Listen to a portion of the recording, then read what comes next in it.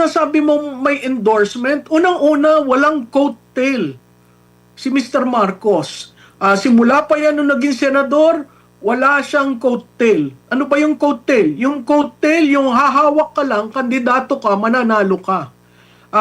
Magmula ng tumakbo siyang senador, hindi umangat ang kanyang total number of votes nung nagre-elect. In fact, yung base vote ng isang Marcos is roughly around 12 million. Tumaas lang yon ng 15 million nung si Senator Marcos ang tumakbo. So siya mismo, wala siyang coattail. At makikita natin kung i-disaggregate nyo ang data ng 2022, hindi totoo na ang nagpapanalo sa kay BP Inday ay siya. Ang totoo, si BP Inday, ang malaking naitulong para sa kanya manalo. Hindi ba siya ang linigawan? Kung malakas kayo, hindi kayo manliligaw ng isang taong taga Mindanao. So, saan mo kukunin yung endorsement? Hindi ko alam. Siguro yung endorsement pwedeng associated sa makinarya, sa COMELEC, sa pondong pampolitikal, itong budget na papasok. Maraming paraan, pero yung actually tatayo ka at endorse ka at immediately ang taong bayan iboboto ka. Sa tingin ko nagkakamali sila dyan sa kanilang pag-analyze ng endorsement factor ni Mr. Marcos. Pag Bisaya ka, immediately probinsyano na hindi ka, you're not a first class citizen, hindi ka taga Metro Manila, kaya ang tingin parang maliit. Pero ako'y natutuwa at si Miss Acosta ay nagsalita sa kanyang gamay na lengguwahe, na dialect, no? Actually, dapat respetuhin. Hindi ko nasasabihin yung senador na yon. Sanay siya sa sigawan siguro wala siyang masabi, kaya yun lang ang pinuna. Hindi ko maintindihan kung ito yung konsepto nila ng bagong Pilipinas na walang pakialam ang mga dapat makialam sa usaping baha. Pero gaya nga ng nabanggit natin na Prof, meron na namang panibagong bagyo, meron pang LPA. Tama po ba na sisihin si Vice President Sara Duterte dahil galit daw ang Diyos kaya nagkakaroon ng pagbaha? Dapat na raw siyang humarap sa impeachment court. Ano po masasabi niyo pa dito sa mga ganitong opinion? Alam mo yan, nagsalitang yan, tao pa naman siya ng kanyang pananampalataya. Hindi ko alam kung saan niya kinukuha na pati ang pag-ulan ay sisisihin sa Vice Presidente. Alam niyo, bigyan niyo ng tasking si Vice Presidente. Baka sakaling makita ng taong bayan kung anong klaseng gobyerno magkakaroon kung si Vice Presidente nag-handle niyan. Alam mo, nakakalungkot kasi kahapon, kahit saan ka pumunta, wala kang nakitang anino ng mga taong responsable at nababayaran natin dahil sa taxes ng ating contribution. Kanya-kanya, bawat Pilipino nagtutulungan. May nakita pa ako diyang isang malaking truck na halos halangan yung pinanggagalingan ng tubig para makadaan ng iba. Nakakaawa ang mga estudyante na naglalakad sa Central Island. So I guess ito yung hindi ko maintindihan kung ito yung konsepto nila ng bagong Pilipinas na walang pakialam ang mga dapat makialam sa usaping baha. Opo, and dito po sa mga sinasabi ng ating gobyerno po, no, mismo ang taong bayan na yung nagtatagpi-tagpi ng mga videos po ngayon na Prof, naalala ka tuloy yung pinagmamalaking 5,500 flood control, after noon biglang baha. Yung ano naman, yung pahayag ni Secretary Vince Dizon, napakagandang teknolohiya gagamitin natin sa EDSA rehabilitation, tapos sinisipa yung ulan dahil kalaban daw yan ng aspalto. So sabi ng mga netizen, lagyan na lang ng bubong ang EDSA habang kinoconstruct. Tapos meron na naman pahayag, sabi dyan sa Araneta ba yun, dyan sa QC na talagang sa mahabang panahon lang binabahayan. Meron pang hanggang tuhod, hindi na raw hanggang tuhod yung mga pagbaha. Tinagpi na naman nila yung video. parang hindi natuto yung ating gobyerno. Mas maganda kaysa sa ipagmalaki, tingnan na lang mismo sa resulta po. Oo. Prof, ano At masasabi niyo po? tama ka doon, no? Sa tuwing nagsasalita sila na ito yung nagawa namin, ito na yung naibsan na ang paghihirap, wag na tayong mag-claim ng ganon. Gawin na lang, no? Mahirap yung tuwing magbabaha, ang sasabihin mo, ito na yung nagawa namin. Pero pagkatapos, makikita natin, talaga nagbabaha, no? Nakakaawa kasi wala namang matatakbuhan ang taong bayan. Hindi ka naman maka-charge ng sa bawat baha. Ito yung naanod sa amin, ito yung nasira sa amin. Saan mo yan kukunin? Kukunin mo yan sa kakaunting pera na naiipon mo para sa magkakasakit o sa pasukan, kakasimula pa lamang ng pasukan, so ang mga gastusin, wala kang tulak kabigin eh. Hindi mo sila maririnig sa simula na kahit habagat lang ito hindi mo naririnig sa simula, hindi mo nakikita habang nagkakandara pa ang mga Pilipinong maiahaw ng kanilang mga gawa, at lalong wala kang maririnig sa kanila matapos. So saan, ayun, may nagsuggest na ng Typhoon Fund na magtayo na lang kayo ng Typhoon Fund para kung sino yung naapektuhan, makakuha ng pondo para mapaayos nila ang bahay nila. Talagang napakahirap yung solusyon dyan. Pero again, babalik tayo. Ang solusyon dyan, pag summer, binubungkal mo ang kanal, inaalis mo ang basura. These things, kailangan preventive.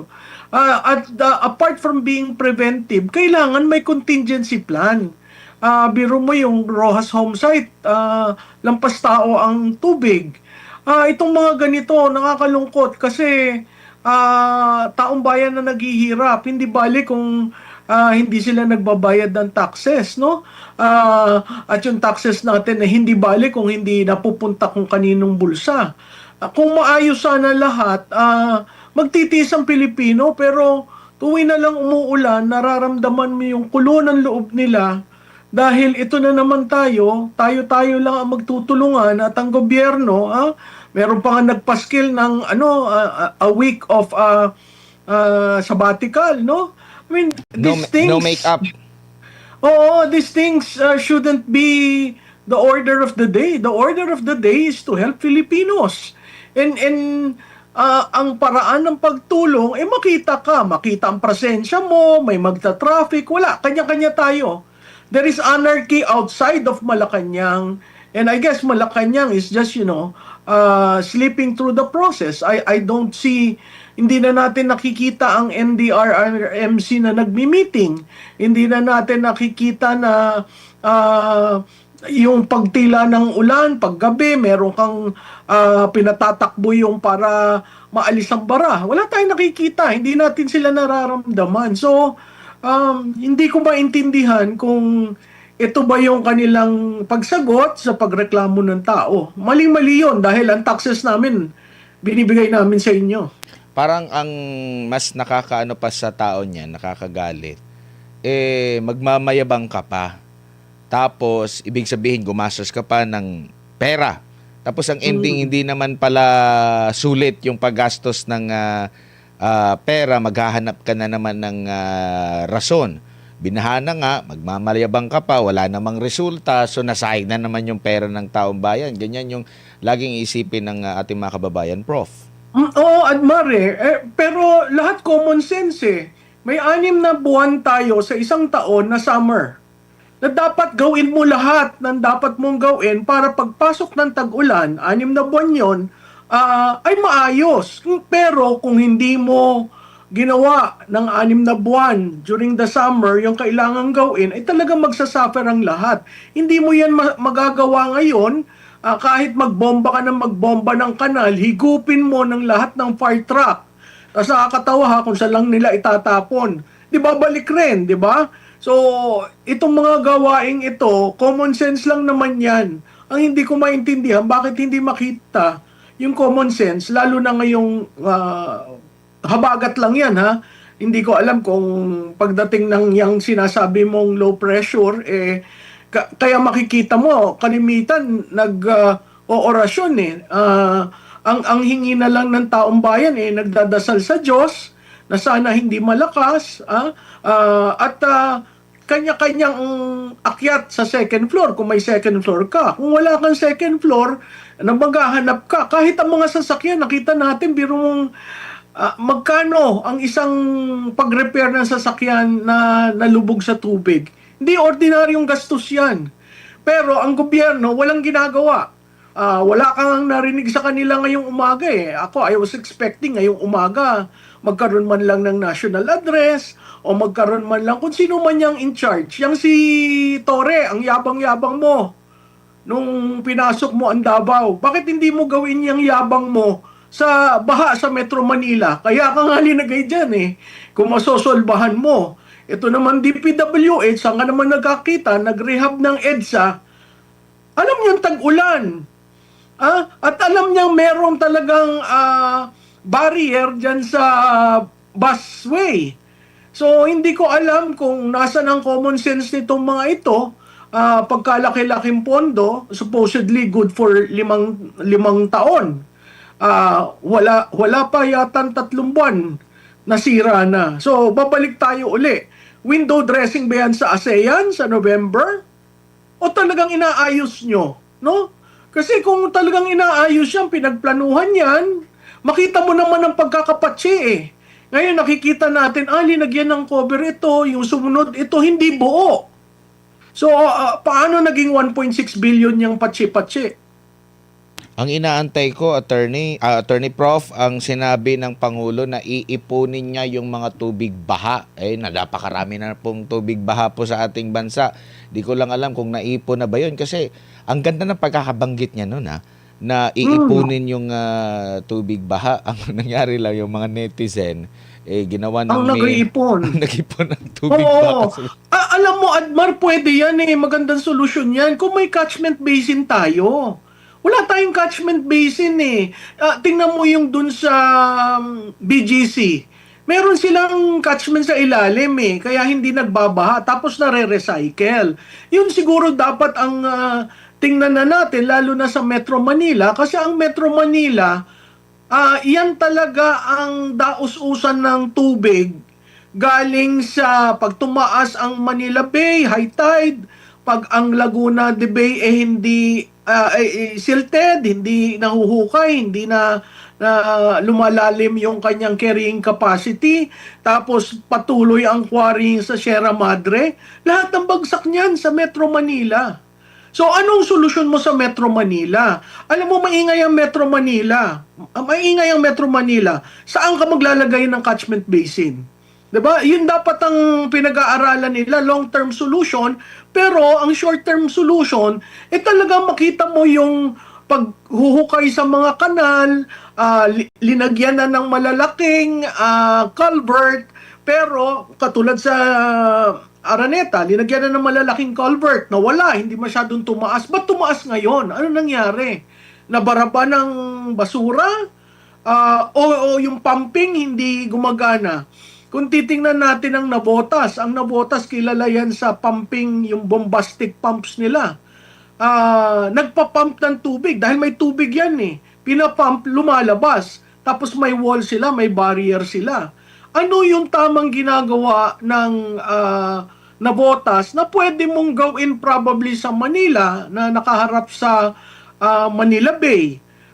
Yung mga ganyan kailangan mapag-aralan at kailangan ng solusyon dyan.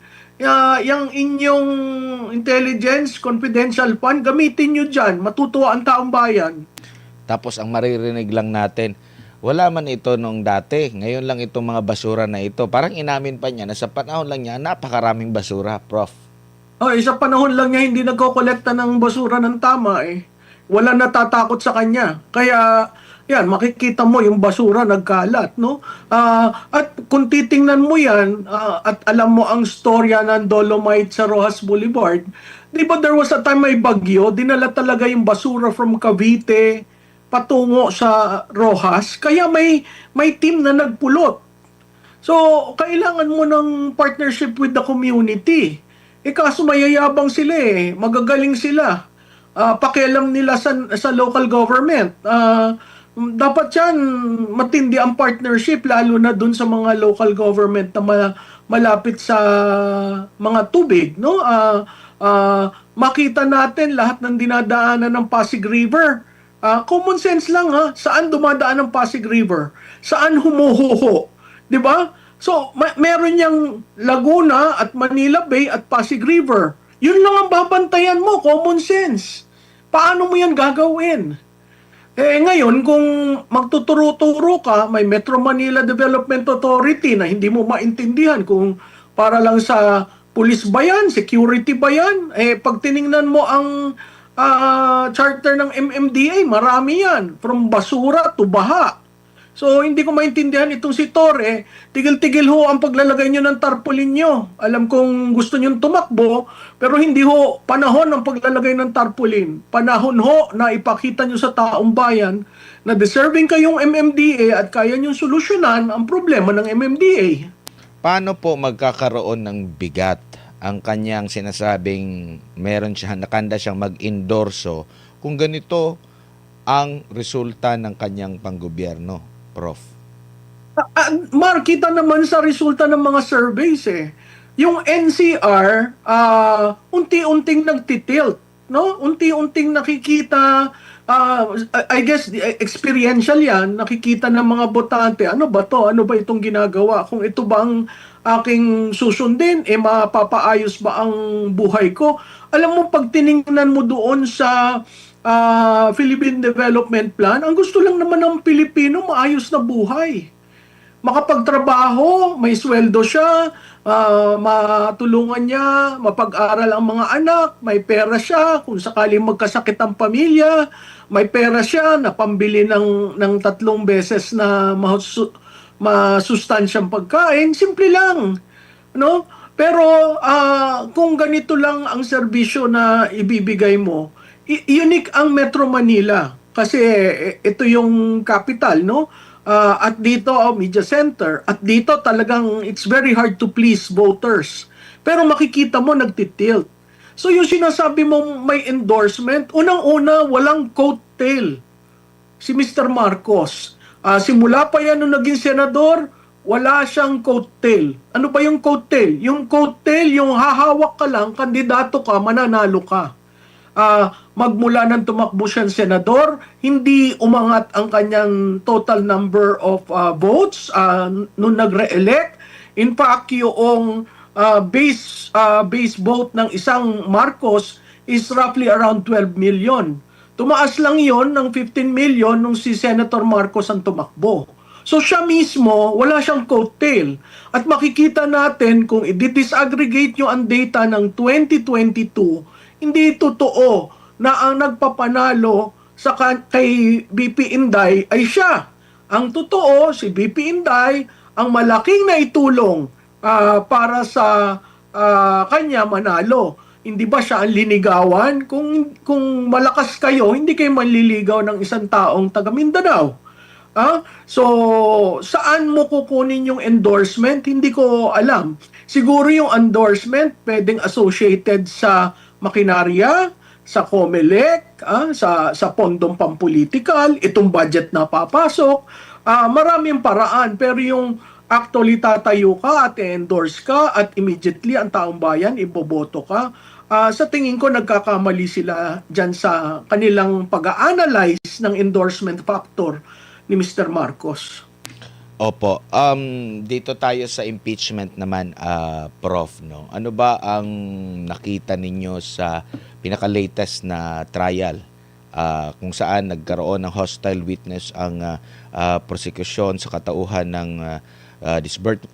dating disbursement officer ng OVP na si Gina Acosta po? Well, alam mo, Admar, wala ka masyadong makukuha kay Miss Acosta kasi sinasabi lang niya ano ang nangyari, 'di ba? Ano nangyari? Bakit general? Kasi general ang sinabi na ilagay. Makikita mo sumusunod siya sa utos. Pagkatapos tama rin naman dahil wala naman siyang intelligence know-how. Paano siya maglalagay doon ng specific? So yung specific nanggaling doon sa intelligence officer ni VP.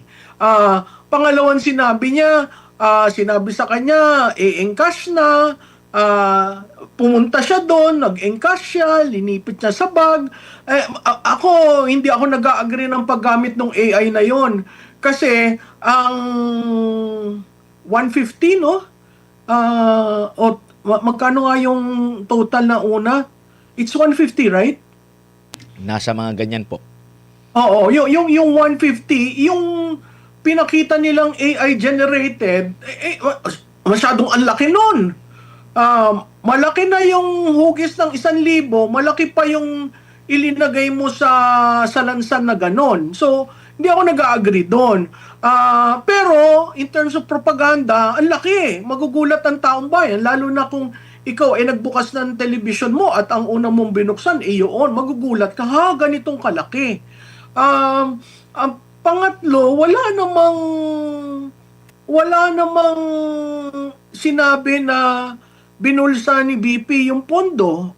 Nagpakatotoo siya na in-encash namin yung pondo tapos linagay namin sa 5 maitim na bag at yun na, binigay na kay security officer si Nolasco, si La La Chica. Chica. Apo. Oo. Ay kung ako rin, kung ikaw rin, kung may ganong kalaking pondo, hindi ba ibibigay mo yun sa security? Hindi ikaw ang hahawak nun. Kasi nakakatakot pag nawala yon. Ikaw yung responsible custodian officer. Hindi ko lang gusto yung pananalita ni Ligutan na parang ang pagtatanong tinatakot si Miss Acosta, no? At ang gusto niya conclusion kaagad. Tama lang na nag-oppose yung defense kasi sino ba ang nagsabi sa yung i-encash mo? Sino ba ang nagsabi sa yung ilagay sa bag? Natural yung head of agency. So, as SDO, by the name itself, disbursing officer, di ba ang disbursing, nagbibigay ka ng pondo? Disbursing. So, kung sinabi ng head of agency sa disbursing officer, ibigay mo kay La Chica, ibibigay mo yon. Anong mali doon? Opo. So parte na Diba? yun ng pag-disburse niya na sinabi niya na ayon naman sa Joint Memorandum Circular bilang disbursement officer, bahagi yun.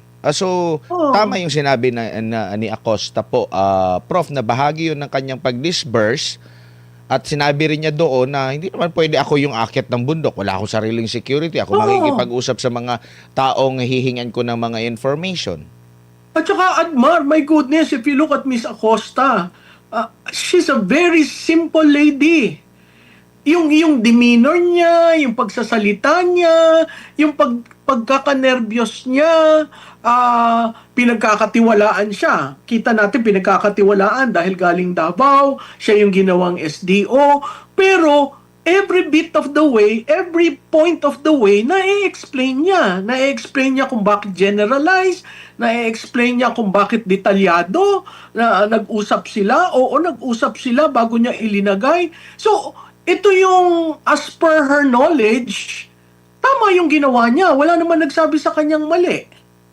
Opo. Ngayon, ibang klase naman yung kung sasabihin mo, nambulsa ka ba ng pera? Kita naman natin, hindi nila maitanong ng ganon. Hindi rin nila maitanong, nag-iwan ka ba ng pondo kay Vice Presidente? Diba? Kasi makikita mo dun sa pagtatanong nitong lawyer na ito, may pinupunto siya sa dulo. Kaya nga maganda na marinig natin yung defense para mabuo natin yung kwento, no? Yun nga lang, may mga points doon na pwede na sanang hinusgahan na ng presiding officer, pero makikita mo very lenient. So, tingnan natin kung anong mangyayari.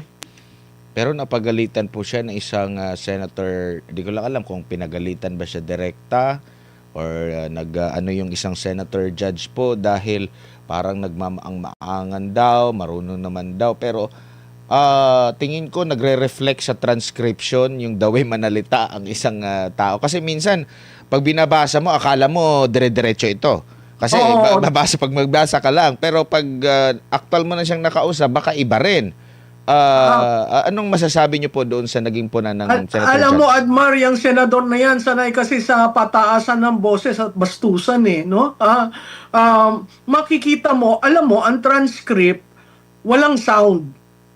Kaya kalimitan, pag gusto mong manood, gusto mong makita paano nagsalita, paano ang demeanor, paano ang aksyon. Kasi kung babasahin mo, clinical ang transcript. So makaka-judge ka na marunong magsalita ng Tagalog, marunong magsalita ng English, nakakaintindi. Wala kang pakialam kung gusto niya magsalita ng Bisaya. Kung yun ang comfort level niya, no? Pangalawa, itong konteksto nito, she is anong tawag dito? Anong klaseng witness? Hostile. Hostile witness. Abay, kung ikaw naman, makakuha ka na ganyan, ikaw ay hostile witness. Hindi ba nenervyusin ka? Kaya nga nung umpisa, natutuwa ako kay Ligutan at nagsasabi na, ma'am, inom ka ng tubig, hindi tayo magkalaban. So, okay yon. Pero as it progresses, makikita mo, talagang may tinutuon na gustong maging conclusion. At ako'y natutuwa sa kasimplihan ni Gina Acosta na sabi niya yung dapat niyang sabihin, yung alam niya talaga na ang role niya sa pagiging SDO, di ba? At SDO siya ng Davao. So, technically, hindi bago sa kanya yung trabaho niya. Yun nga lang, mas malaki at saka naibigay na malapit na matapos ang taon. So, kailangan nilang i-alat yun. So, mabilisan yun. Kasalanan ba mabilis? Kasalanan, tama doon yung presiding officer na pinunto niya. Wala na tayong pakialam kung mabilis sila, kung ang proseso nila in 3 working days nandyan na. Wala tayong pakialam doon. Ang pakialam lang natin, may ninakaw ba? May malibang alokasyon. No? Katulad yan kay Piatos. Sige sila ng sige ng Piatos. Hindi nila ginagamit yung common sense nila. Pumunta pa sila sa PSA para hanapin. Ano ngayon? Hindi nila magamit si Piatos. Kasi si Piatos, 70,000. It doesn't fall into their narrative na si Piatos malaki ang kinuha, kaya yan ang ginagawa nilang example. O ngayon, 70,000 at medicine. O hindi ba sa bawat propaganda nilang linalabas na nasasarahan ang pinto dahil sa katotohanan? Opo. So talagang best decision talaga ng pangalawang Pangulo na hindi na lang humarap kasi alam na niya yung magiging resulta doon sa Kamara pa lang at dito siya sa impeachment court haharap at handang handang sagutin yung mga akusasyon laban sa kanya, Prof. Yeah, oo. At saka alam mo, mahalaga sa kanya, hindi ko alam kung pupunta o ano, pero mahalaga sa kanyang nandun siya at nakakatulong siya sa mga staff niya. Ugali kasi hindi niya iniiwan. So, itong kay Miss Acosta, siguro it took a while for her to calm down. Mahirap yung ilalagay ka sa impeachment sa witness stand ng impeachment. Tapos ikaw pa witness ng kalaban mo na parang pag kasi ginawa kang witness ng kalaban mo, lahat ng sasabihin mo pabor sa kanila. Pero sa aking pag-follow up, wala akong nakitang pabor sa prosecution na sinabi ni Acosta. Nagpakatotoo lamang si Acosta at sinabi niya kung ano ang kanyang katungkulan. So walang masama talaga doon sa pagpapaulit ng mga tanong, pinunan niya na masyadong mahaba yung tanong, yung request niya na pwede ba Tagalog o di kaya ay Bisaya, Cebuano, para medyo mas maka-express. So walang masama doon, considering kung gusto talaga na katotohanan na mula sa kanya at kampante siya. No? Kasi minsan, pag Bisaya ka at hindi ka sanay sa Tagalog, iba yung mababanggit mo na Tagalog, na iba na yung ibig sabihin kumpara doon sa gusto mong ipahiwatig kung magbibisaya ka, Prof.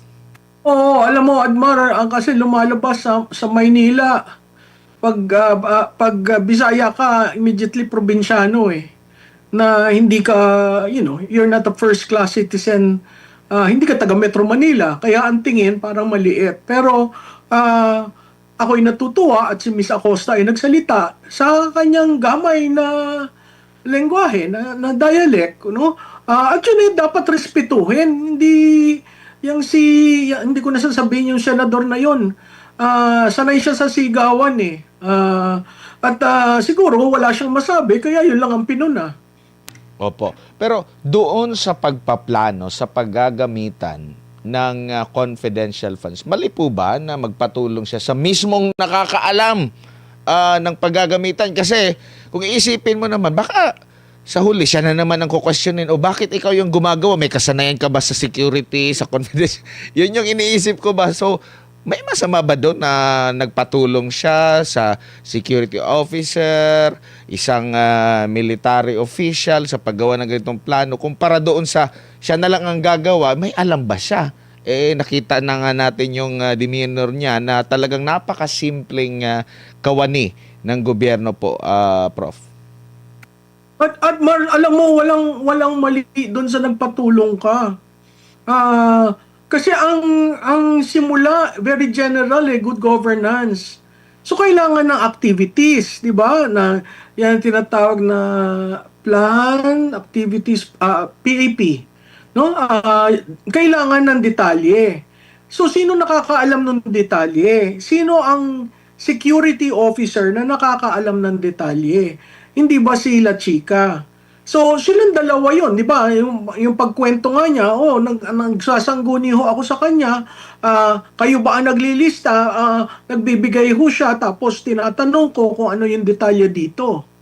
So, practically, sinabi niya sa trial court, sa impeachment court, na silang dalawa ang nagsasangguni doon. At tama rin, rightfully so. Wala naman siyang alam tungkol sa seguridad, no? Point blank ka ang mga tanong niya sa kanya, point blank niya nasasagot. So, kung nagsisinungaling yon, paikot-ikot yon, siya diretso. Opo, ako po. Nag-usap po kami.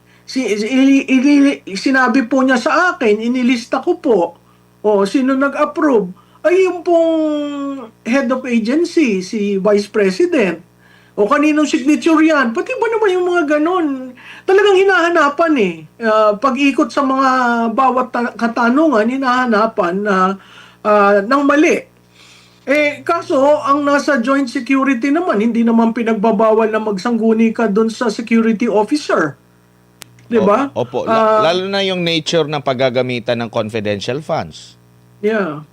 So, I don't think there was anything that is a blow on the defense with Ms. Acosta. She merely graphically told the impeachment court, ito yung ginawa ko.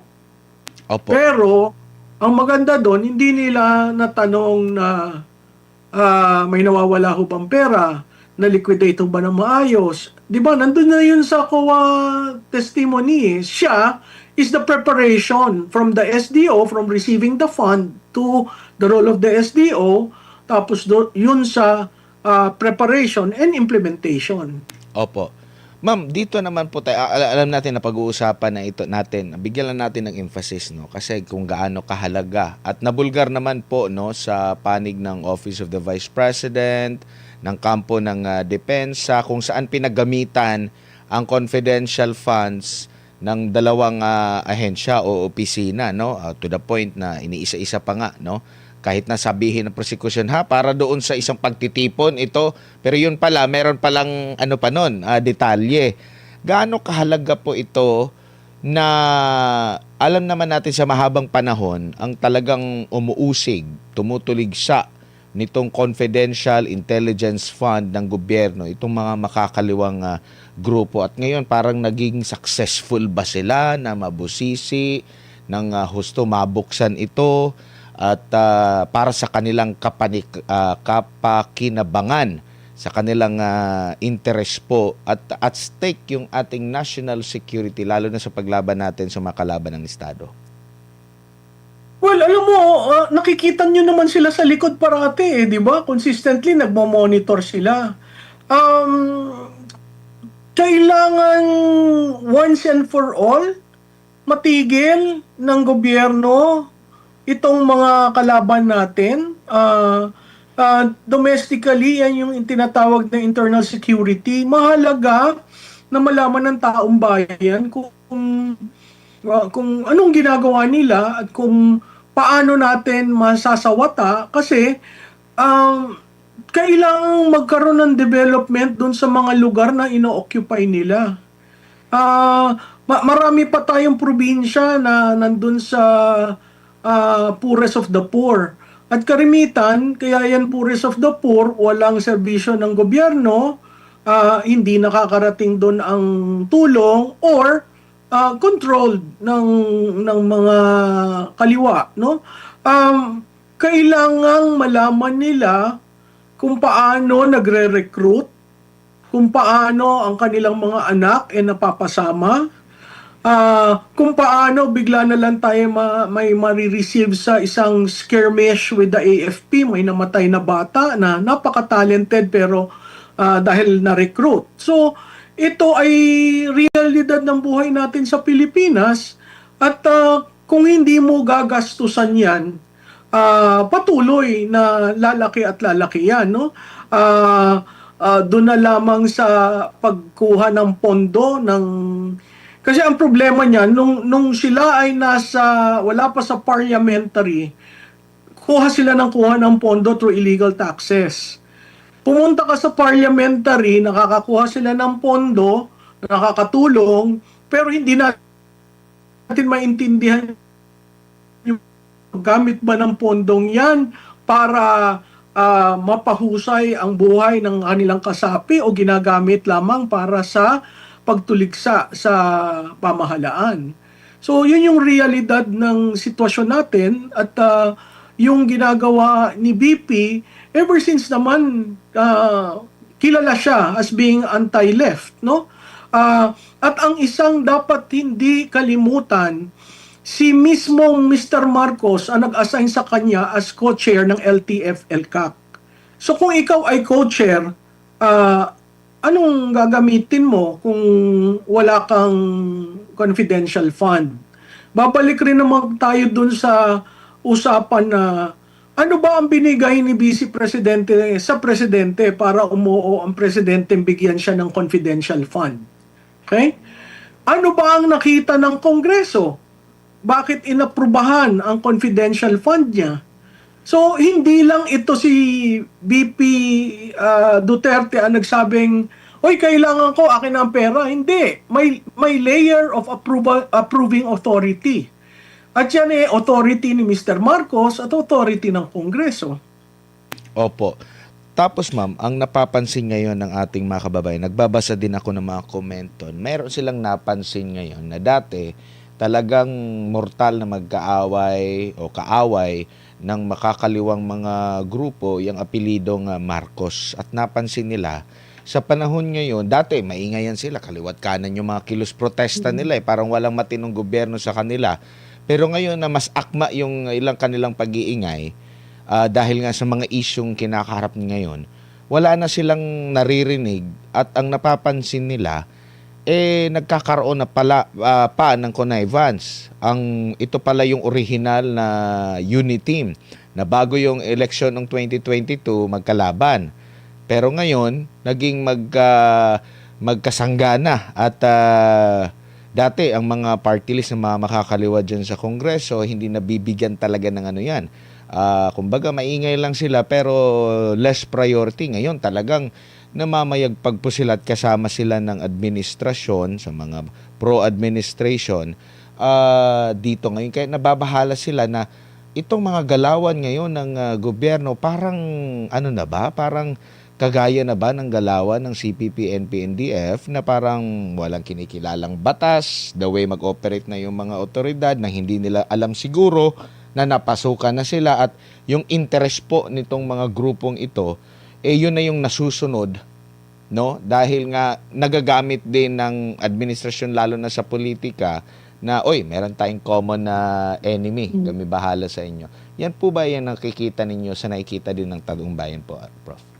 Oo, Admar, no, kung titingnan mo nung 2022, hindi naman sila kasama doon sa unit team eh. Nagkaroon lang sila ng importanteng role through Speaker Martin kasi si Speaker Martin Romualdez ang nagpatibay ng role nila sa pag-demolish kay Vice President, no? Kung natatandaan ninyo, 'di ba ang confidential fund ang nakakakuha lamang ng kopya niyan ay ang Speaker of the House at ang Senate President, kung paano ginamit. Pero nung as early as November 2022,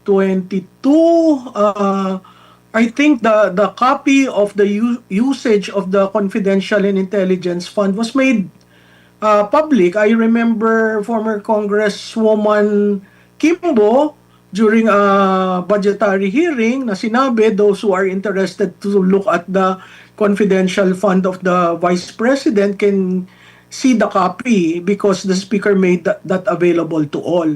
That in itself is already a sign na kinuha ang makakaliwa to do a job for them. Hindi naman nila kayang tugis-tugisin at alam naman nilang galit rin si Vice Presidente doon. So, ginawa nilang army nila ang makakaliwa para tanungin si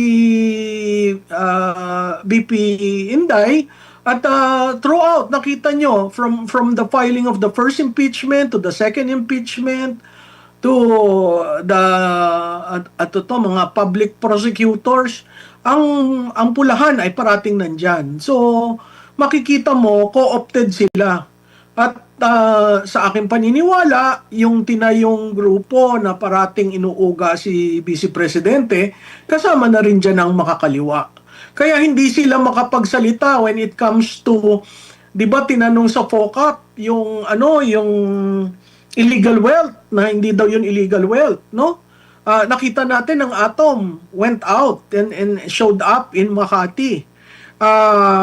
So, merong nakikita akong break doon. Dati kasi ang Dilaw talagang nandun lang sa kampo ni Martin Romualdez. Ngayon, pagdating sa usapan ng illegal wealth, no? Nakaw na yaman, nagsasalita sila. So mahaba pa ito at makikita mo ang paggamit sa mga kasamahang ito para lamang lumakas ang panlaban kay Vice Presidente. Prof, mensahe niyo na lang sa ating mga kababayan po sa gitna ng unos na nararanasan natin ngayon sa ating bansa. Well, sana po tayo ay manalangin. Yun na lamang yata ang ating pwedeng gawin, pero malakas po yung panalangin. Kanina sa report ni Admar, mukhang papasok na tayo sa PAR at may bagyo tayo. Sana po tayo ay maging handa at alagaan ang ating pamilya. Importante po ang buhay ng bawat miyembro ng pamilya at ang ating komunidad. Balang araw po tayo ay makakaahon at wag tayong mawalaan ng pagtingin sa kapwa natin at sa Diyos.